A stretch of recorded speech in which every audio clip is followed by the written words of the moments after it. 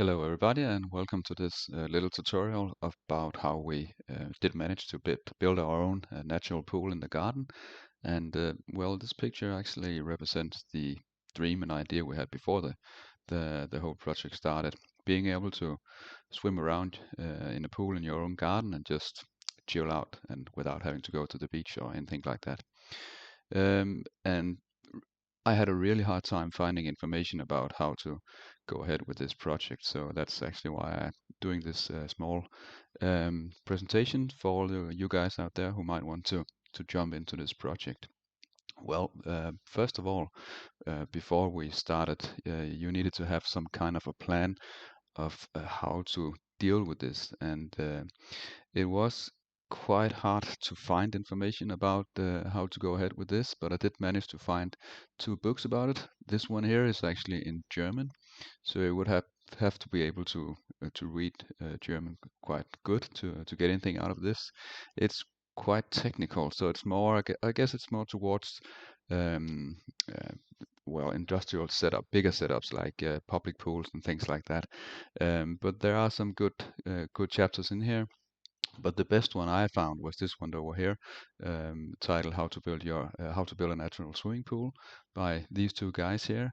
And this is a really good book, and it is definitely my recommendation that if you try to venture into this project, you should buy this book because it's really good, and it has been my go-to place for information during the whole project.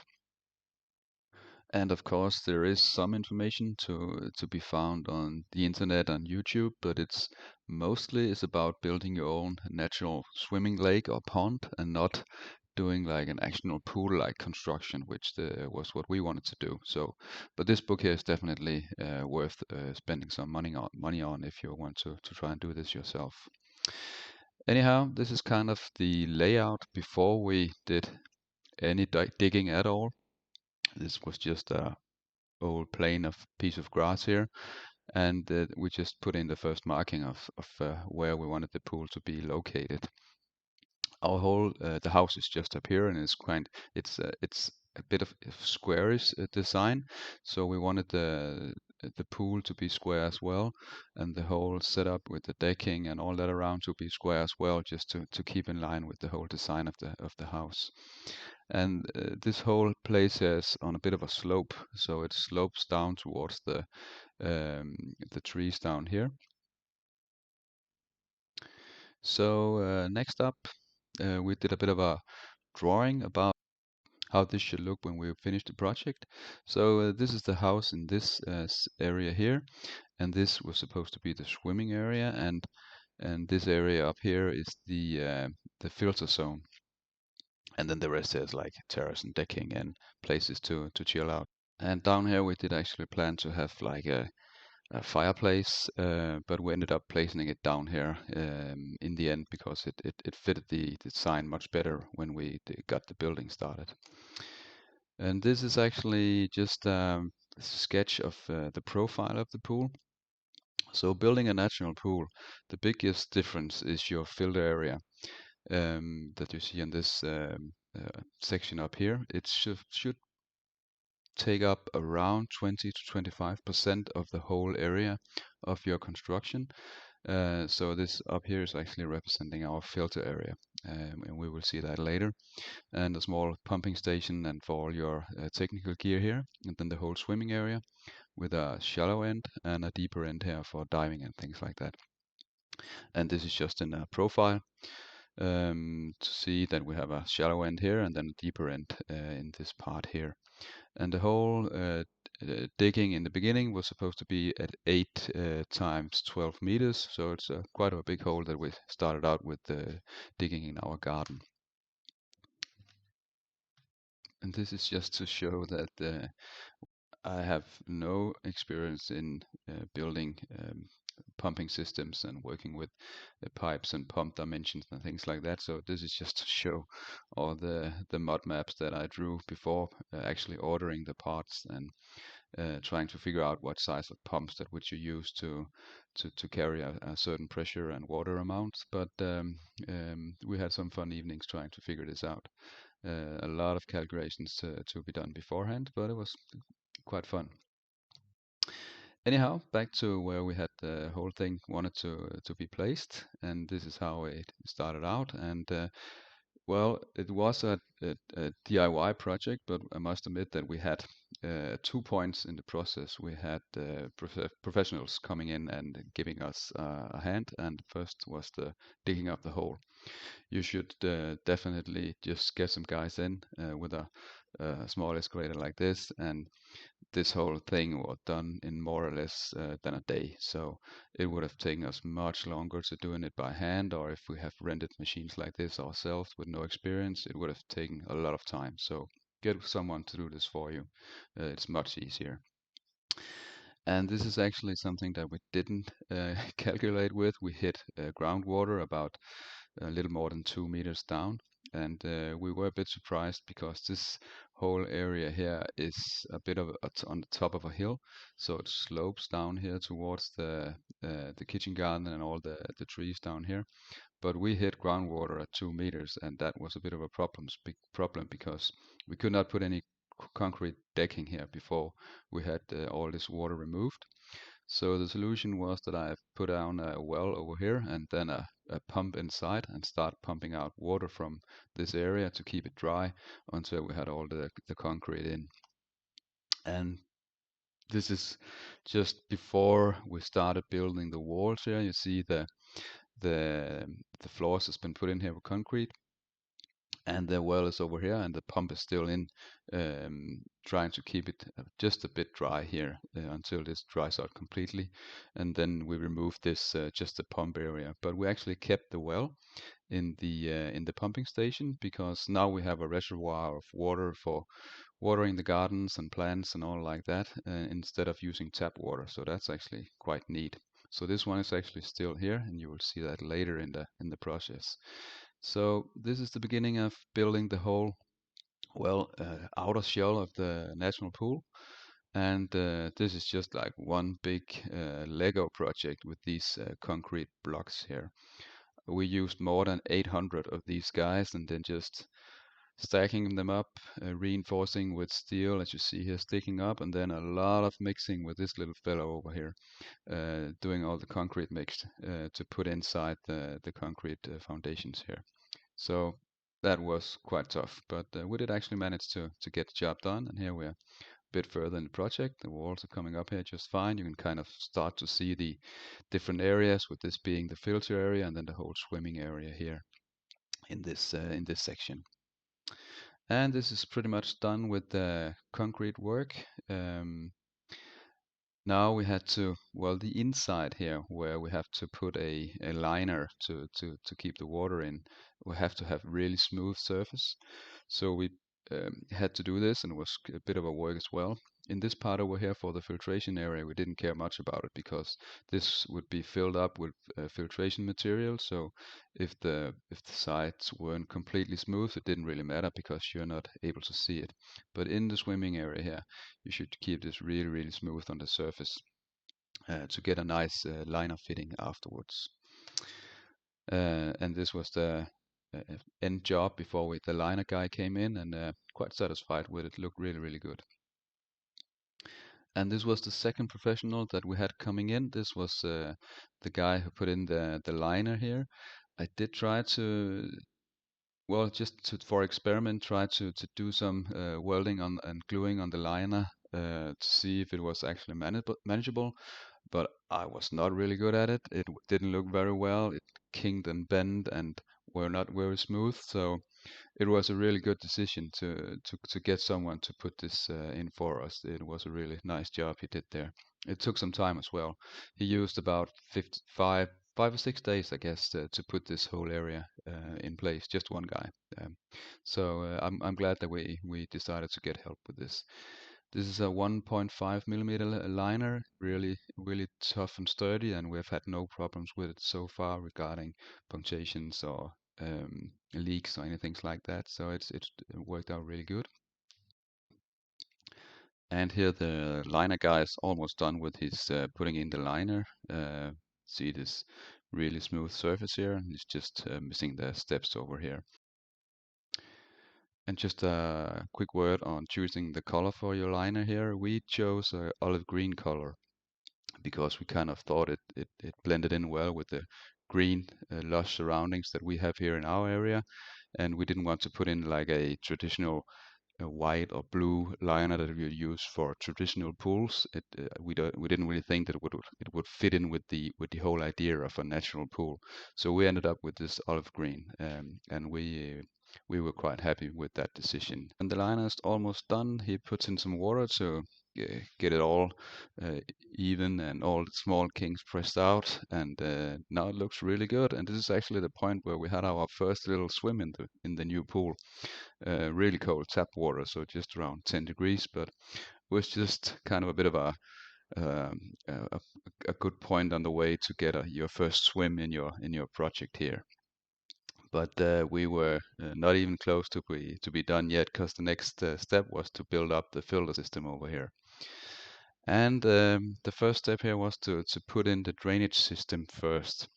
In the middle of the filter area, right around this in the middle section, I put in a well which had pipes running towards it, and all these pipes here are perforated, so water will pass through them, and then the water will run back to the well here where the water is pumped out again. And these run through the whole length of the filter area. So we would get an even flow down through the filter and then back up the system again.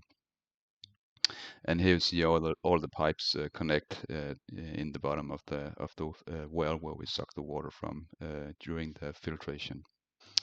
And then the start of the filter buildup. The bottom layer here is made out of larger rocks. They are between 3 to 6 centimeters in diameter, and it's actually just a layer for water distribution, so we get an even distribution of the filter water throughout the whole area when it's passed through the filtration material.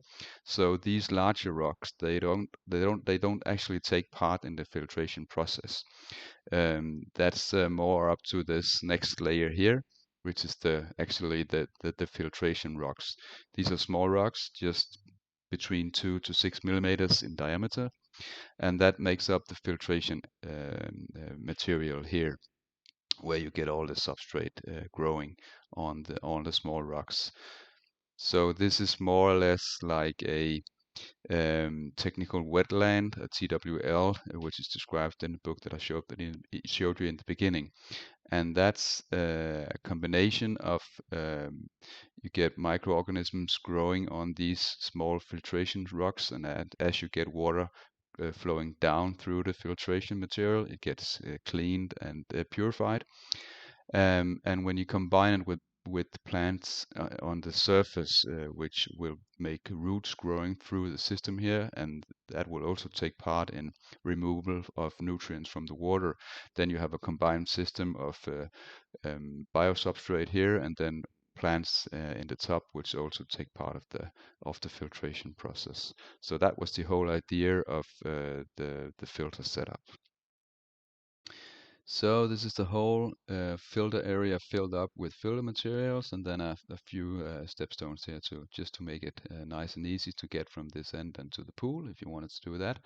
And the idea were to make like a bridge area here where you have 3 points where the water can come through and go down the filter area, and then you would be able to walk all the way over here. But you will see that in a second when we get some more of the work done. So next up was the piping. You see them lying around here, but we had to all them had to get them put in, and that was done pretty much at this point here. A lot of the decking material is put in as well to sustain this, but this is more to give you an idea of how I try to get the flow through the system going. So the idea was that you see the well over here, and the idea was that you pump water up from this point, and you see the pipe going this way, and then it's pumped down here, and then going into the pumping station, which we will have a look at in a second. Comes out this way here, and down here you have the first outlet, which have a handle here to control the flow rate, And then there's another pipe going all the way down here to this, where there's another water outlet. And the idea was to pump the water up from the filtration area here, and then an outlet here that sends the water out this way, and then one down here to send it out this way. So you would get a flow going this way in the pool, and then going in through these openings, and then down through the filter material in all these places, and then back to the well, this area, and then we're right back at the beginning, and then pumping up from the well again, and then back into the pumping station. So that was the idea of the whole design of this setup. So this is just to show the pumping station. Well, you might think it looks a bit of a mess, but this is a DIY project, so I guess it should look a bit like a DIY project, and I think it does. Anyway, this is where the water comes in from when you pump it from the well. It comes in here, goes down to the pumping area, and this is actually more of a preparation if I wanted to put in, let's say, maybe a heating system, solar panels or something like that, then I will easily be able to connect pipes or hoses to this area and then send them out and control the flow here. But right now there's nothing connected here. It's just those two handles are closed, so the water is just pumped straight through here. This is a ultraviolet UV filter, and it shouldn't really be necessary when you build your natural pool if you have a well-built filter area. But this was more like a precautionary thing that I put in because, as you know, I've never did build this before, so I might just be a little more certain that the water I pump out back into the pool is completely clean of bugs and germs. So that's why I put in this UV filter. And then before it goes out, I put in a flow measurer here that actually makes me able to control the flow through the small handle here.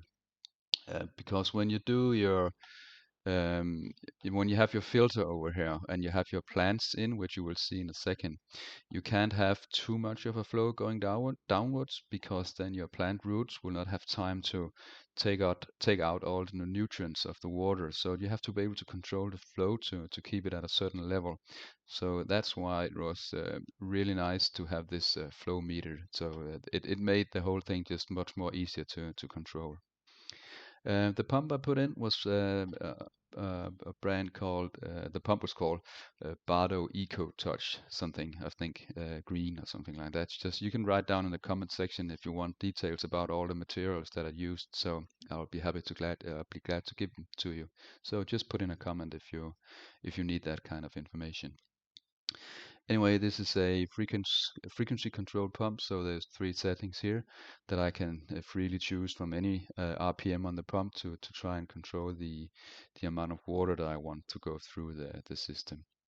And the UV pipe over here, which have a UV bulb inside that needs to be changed every once a year or something like that, and it's not that expensive to keep the maintenance on this one here.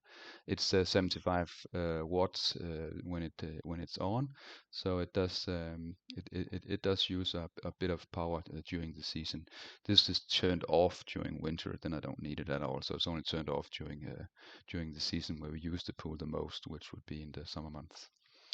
And the flow rate over here, the flow rate I use in my system is it's 6,000 liters per hour, and that's totally equals the whole amount of the volume of the pool going through the filter every 24 hours, and it actually works out quite good. It seems to fit the system.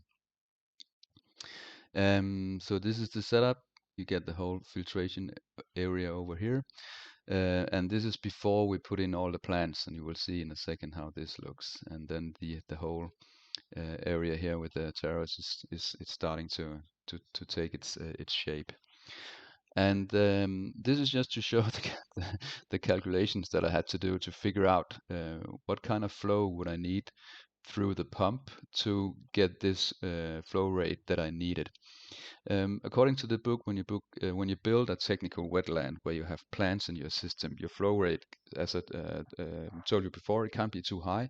You have a limit of not more than 30 centimeters per hour of water going through your water routes.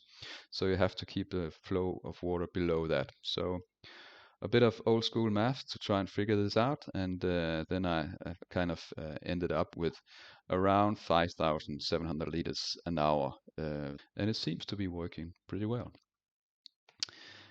Anyhow, as you see, we've started to put in some plants over here now, and this actually did.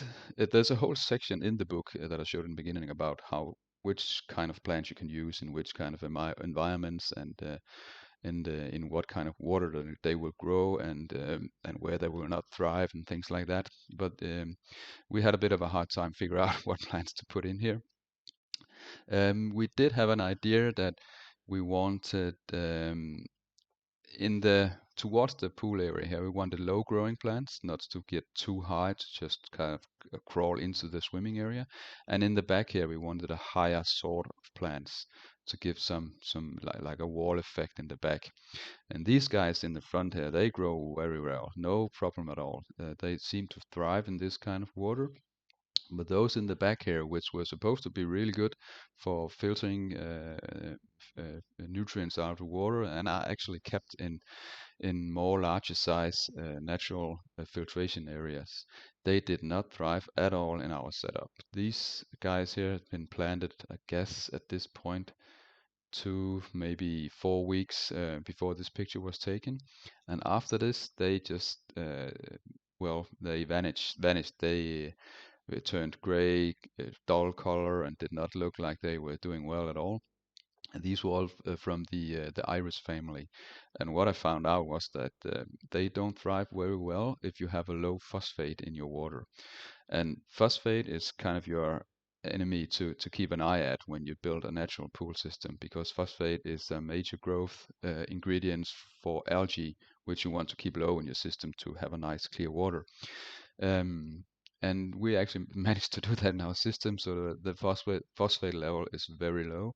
So these guys here, they don't do very well. So I would have to figure out this season what to plant instead. They were cut down in the fall, and I'll just have to see if they come back at all next year, or otherwise I'll have to do some different planting here. And it turns out really nice when you put all the plants in here. It just gives a nice natural look to the whole system here, and we were quite pleased with the end result. So we are a bit excited to see how much of this grows back next year, but we'll just have to wait and see. This was just a small supplement that we put in. These are freshwater mussels or freshwater clams or whatever you want to call them. These ones are actually quite large. Okay, this guy here is about 15 centimeters across, and they are like little filters themselves. These bigger ones here filtrate between 2 or 300 liters a day. So it was kind of a nice little organism to have in your filter area as well. You can't really have that much other wildlife in your pool. You can't have fish and things like that, because they put too much nutrient in the water, and then your filter setup, it's going to be having a hard time keeping your water clean. So you should not have anything more than things that actually filter the water. So that's how we tried out with these ones here, just to give a more of a natural look to the whole thing. So guys, this is actually how the project turned out in the end. To us, it looks pretty good. It's actually amazing for a DIY project. We were quite pleased with the result. You see the whole filter area over here. Well, as we turned the flow system on, the whole water became a bit murky for a few weeks, until the whole filter system kind of got aligned and got all the microfilm and all the microorganism built up, and after that the water just cleared right up, and it's been like this pretty much ever since. I guess in times where there's a really high usage of the pool during the week, or a lot of sunlight, you can get a bit of a algae grow up here, but it's not really bad at all. And it's completely healthy to swim in, so you just have to acknowledge that this is an actual natural pool. It's not it's not a chemical chloride pool which keep your water clear, but get this chlorine taste of water and doesn't really smell that good. So you are swimming in what would equal really fresh and clean lake water, and that's what it is. The water here is clear, but as you don't use any chemicals in your water, you will get some algae buildup on your liner, on the sides and on the bottom here, and that's why we put this robot in, a pool robot, which is it's from Matronics. It's a Dolphin 600 and M, I think it's called, and it does a decent job. I was not completely satisfied with it because the major thing is that there's a slope here from the shallow end to the deep end, and sometimes it has a hard time getting up here. It's a bit slippery, I guess. So sometimes you come home and it's just been mucking around this area for the whole day, and then you have to move it up here to get this area cleaned out. But it does take down the maintenance quite a lot. So I'm glad that I bought it, but I was not 100% satisfied with it. But I think it's because of the more algae buildup that you get in a natural pool, which makes these little guys climb up the slope a bit harder than it would in a traditional pool with chloride or something like that. Yes, and just a few words about lights.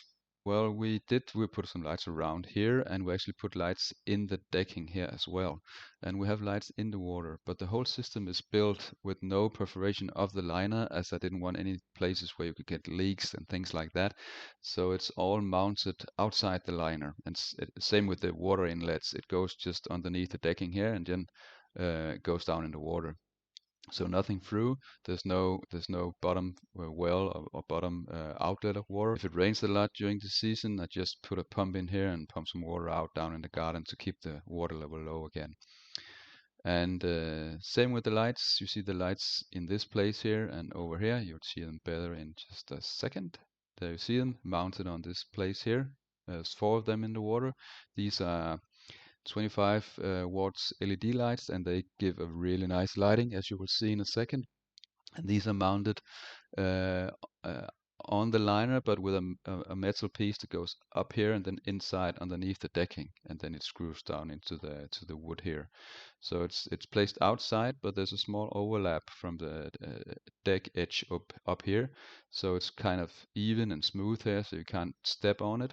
But I guess it is a bit more fragile than built-in lights, because I guess if you had a hard kick or something like that to the lamp here, it's more fragile than otherwise. But it's quite easy to change it, so I'm not too worried about this type of putting in lights. And you see one of the water outlets over here.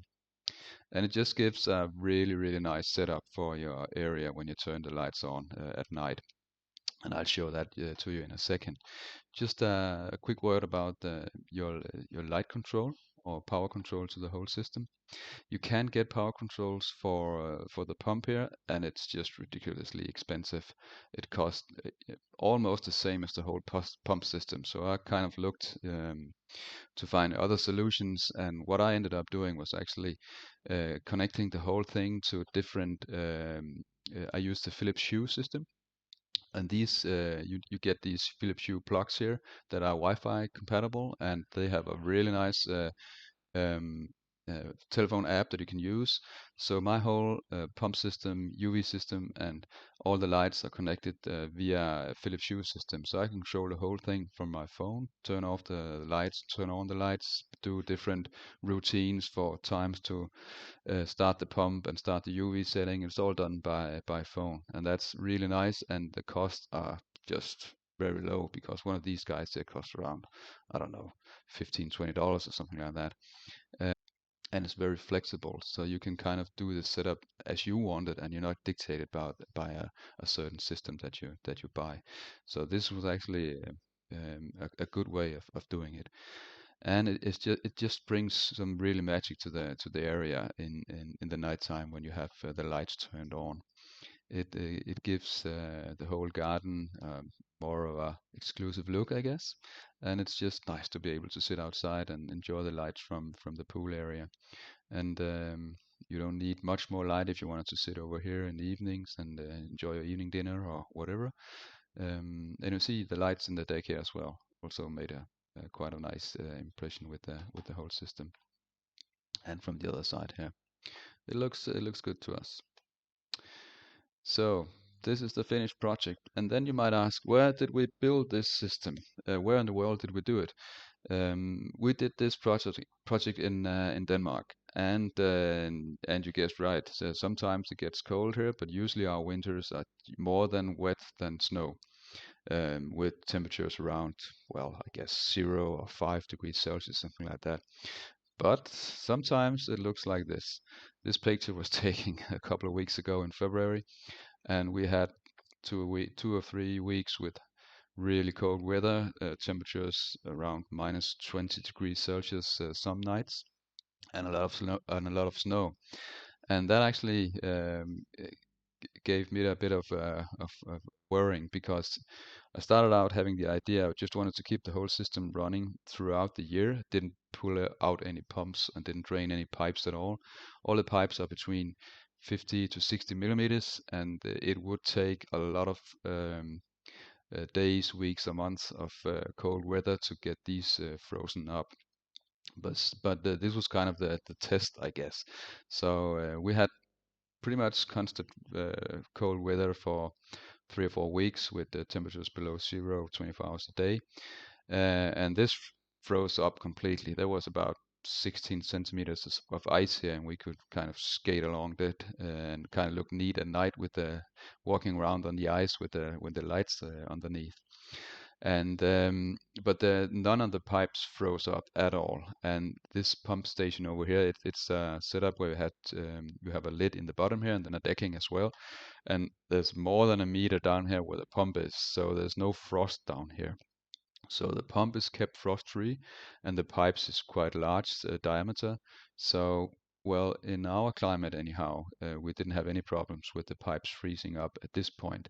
But I guess you should be more careful if you build this system in a, a colder area of the world where you have more permanent sub-zero degrees for a longer time. Then you might actually have to pull out the pump system during the winter and emptying the pipes not to get any fractures in there. But I've kept mine running for this winter, and there's been no leaks and no problems with it at all. So it was just to show that we have some different different weather here sometimes. Anyhow, we did succeed in our project, and we now have a really nice natural pool in our garden. And the picture in the beginning with us having the idea of being able to float around in your old garden just came through, and we have had a lot of fun with this, and I can really recommend it to anybody who wants to do this kind of thing. Was it doable? Yes, definitely. Was it easy? No, not this one here. I guess you can build a lot simpler system. You can build more like a natural swimming pond, which is a much more easier setup.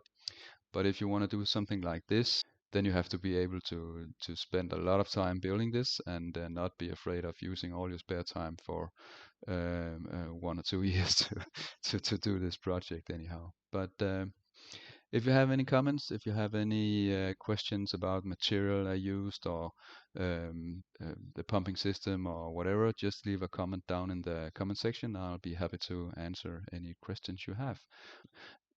Well, guys, thanks a lot for watching, and all the best with your own DIY projects.